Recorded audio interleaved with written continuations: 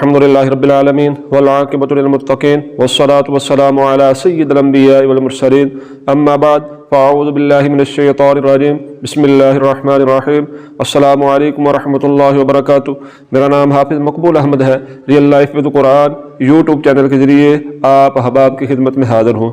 آج کے اس lesson number 6 میں جو چیزیں میں آپ کو سکھانے والا ہوں ان کی تفصیل میں جانے سے پہلے میں آپ کو ان چیزوں کا تعارف کرا دوں۔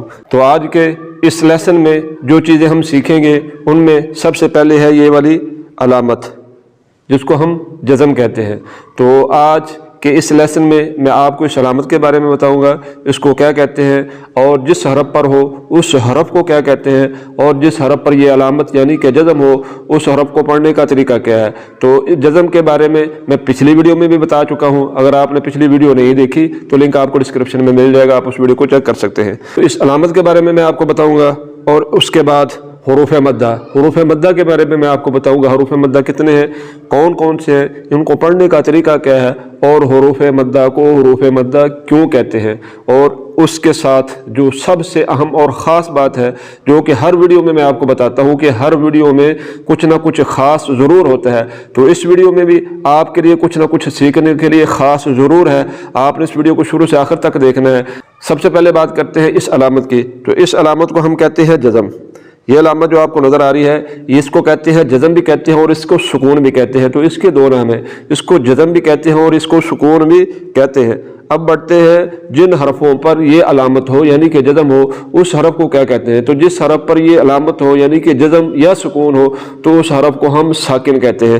تو ساکن ہر اس حرف کو کہتے ہیں جس حرف پر جزم ہو، حرف چاہے کوئی بھی ہو، با سے لے کر یا تک جتنے بھی حروف ہیں کسی بھی حرف پر یہ علامت آ جائے جزم یا سکون جس کو بولتے ہیں تو وہ حرف ساکن کہلاتا ہے۔ اب یہاں پر دیکھیں، یہاں پر یہ آپ کو جو جزم نظر آ رہی ہے وہ واو پر ہے، تو واو کو ہم کیا کہیں گے، ساکن کہیں گے۔ اسی طرح یہاں پر جو آپ کو جزم نظر آ رہی ہے یہ آپ کو یا پر نظر آ رہی ہے تو ہم یا کو ساکن کہیں گے۔ تو یہ جتنے بھی حروف آپ کو نظر آ رہے ہیں کہیں پر واو پر جزم ہے اور کہیں پر یا پر جزم ہے، تو واو پر جزم ہو واو ساکن، یا پر جزم ہو یا ساکن، لام پر جزم ہو لام ساکن، نون پر جزم ہو تو نون ساکن۔ تو ہر وہ حرف جس حرف پر جزم آ جائے وہ حرف ساکن کہلاتا ہے۔ تو ساکن کے بارے میں تو یہ بات کلیئر ہوگی کہ ہر اس حرف کو کہتے ہیں جس حرف پر جزم ہو۔ تو جزم کے بارے میں آپ کو بتا دیا جس حرف پر جزم ہو اس کو ساکن کہتے ہیں۔ اب بات کرتے ہیں حروف مدہ کی۔ تو حروف مدہ 3 ہیں، الف واو اور یا۔ حروف مدہ 3 ہیں، الف واو اور یا۔ تو حروف مدہ کے بارے میں جو خاص چیز میں آپ کو بتانا چاہتا ہوں وہ یہی ہے کہ ایک تو حروف مدہ کو حروف مدہ کیوں کہتے ہیں۔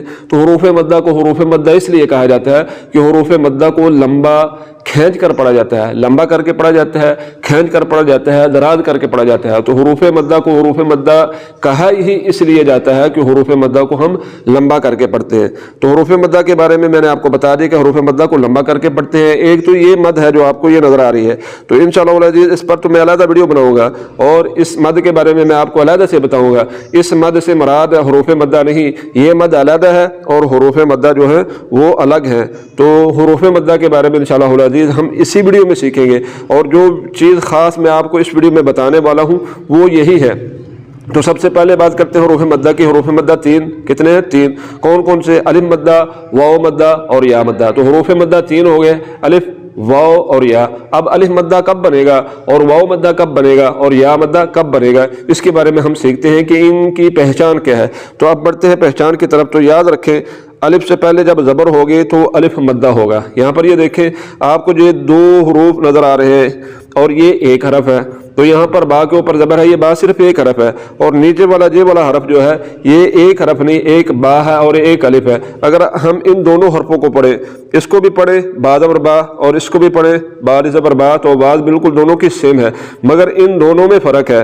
کیوں فرق ہے؟ اس لیے کہ یہ تو ایک حرف ہے اور یہ 2 حروف ہیں، تو ان میں تو فرق ہونا چاہیے۔ تو فرق ہم حروف مدہ کے ذریعے ہی سیکھیں گے۔ تو حروف مدہ کی جس طرح میں نے آپ کو پہچان بتائی کہ الف سے پہلے زبر ہوتی होती है, जहाँ पर भी अलिफ से पहले ज़बर होगी वो अलिफ मद्दा कहलाएगा। और या मद्दा की पहचान ये देखें कि या साकिन से पहले ज़ेर हो, तो साकिन के बारे में मैंने आपको पहले बता दिया है कि जिस हरफ पर जज़म हो तो ये या मद्दा है। या साकिन से पहले ज़ेर होगी तो तब ही या मद्दा होगा, अगर या साकिन से पहले ज़बर होगी तो फिर वो या मद्दा नहीं होगा बल्कि वो या लीन होगा।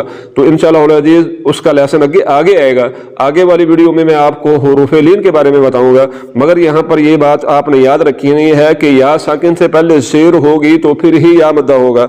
और वाव मद्दा कब होगा? जब वाव साकिन से पहले पेश हो। तो ये तो हो गया सादा अंदाज। सादे अंदाज से बाद लोगों को समझ आती है, बाद को नहीं समझ आती, बाद को नहीं पता चलता है कि अलिफ कब मद्दा होगा, वाव कब मद्दा होगा, या कब मद्दा होगा। तो अब मैं आपको बड़े ही आसान अंदाज से समझाने वाला हूँ, ये चीज़ आपने समझनी है। तो जिस तरह मैंने पहले आपको बताया कि बा ये एक हरफ है और ये दो हरफ है, तो देखिए अब इनको हमने पढ़ना किस तरह है। इसको हमने पढ़ना है बा ज़बर बा, ये एक हरफ है, इसको लंबा नहीं करना, इसको पढ़ना है बा ज़बर बा। और इस हरफ को हमने, ये एक हरफ नहीं, ये दो हरफ हैं, एक बा है और एक अलिफ है। तो यहाँ पर ये दो हुरूफ हैं, तो दो हुरूफ और एक हरफ, इनमें तो फ़र्क है। ज़ाहिरी बात है कि इस एक हरफ को हम बढ़ाकर दो हरफ तो नहीं कर सकते। अगर इस एक हरफ की जगह पर हम दो हरफ पढ़ेंगे, यानी कि इस हरफ को पढ़ेंगे जो कि दो हुरूफ हैं, इस लफ्ज़ को पढ़ेंगे जो कि दो हुरूफ हैं, तो फिर क्या होगा? फिर माना में ख़राबी आ जाएगी। तो हमें किसी ने इख्तियार नहीं दिया कि हम किसी भी हरफ को बढ़ा दें कुरान मजीद फुरकान हमीद की तिलावत करते हुए, या किसी हरफ को कम कर दें। तो किसी हरफ को काट देना या किसी हरफ को बढ़ा देना, तो इस तरह कुरान मजीद फुरकान हमीद को पढ़ने से गलती होती है। तो जो लोग ये कहते हैं कि हरफों को लंबा करने से कोई फ़र्क नहीं पड़ता, तो भाई याद रखिए हरफों को लंबा करने से फ़र्क पड़ता है। और ये चीज़ जो मैंने आपको पहले बताई थी कि एक चीज़ जो आपको इस वीडियो में ख़ास तौर पर मिलेगी वो यही है कि ज़बर को लंबा करने से अलिफ की आवाज़ निकलती है। क्या मैंने कहा?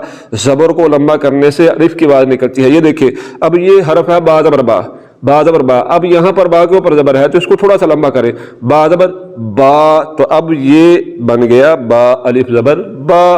तो ये नीचे वाला हरफ है, ये वाला बा अलिफ ज़बर बा, तो इसको लंबा करके पढ़ना है। तो हुरूफ मद्दा को हुरूफ मद्दा कहते ही इसलिए है कि हुरूफ मद्दा को लंबा करके पढ़ा जाता है। तो यहाँ पर हमने क्या किया? सिर्फ ज़बर को लंबा किया, इसको इसके ऊपर बा के ऊपर जो ज़बर थी हमने सिर्फ ज़बर को लंबा किया। तो ज़बर को लंबा करने से क्या हो गया? अलिफ की आवाज़ निकल आई, ठीक हो गया। तो इसी तरह ज़ेर को लंबा करने से या की आवाज़ निकलती है। ज़ेर को लंबा करने से किसकी आवाज़ निकलती है? या की। ये देखें, ये बा के नीचे ज़ेर, तो यहाँ पर बा के नीचे ज़ेर है, बाज़र बी है, तो इसको बाज़र बी अगर पढ़ेंगे तो फिर ये एक हरफ है। अगर बाज़र बी, बा के नीचे जो ज़ेर है, अगर इस ज़ेर को लंबा करेंगे, बाज़र बी की बजाय इसको पढ़ देंगे बी। यहाँ पर हमने क्या किया? सिर्फ ज़ेर को लंबा किया मैंने। ज़ेर को लंबा करने से ये वाला लफ्ज़ बन गया बा याज़र बी। तो ये देखें, ऊपर ये कितने हरूफ हैं? एक, और नीचे ये कितने हैं?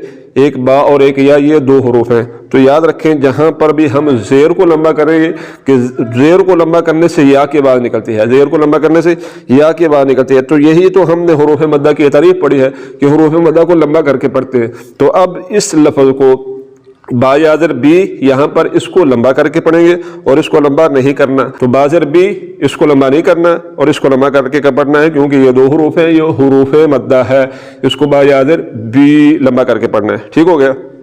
अब बढ़ते हैं इसकी तरफ।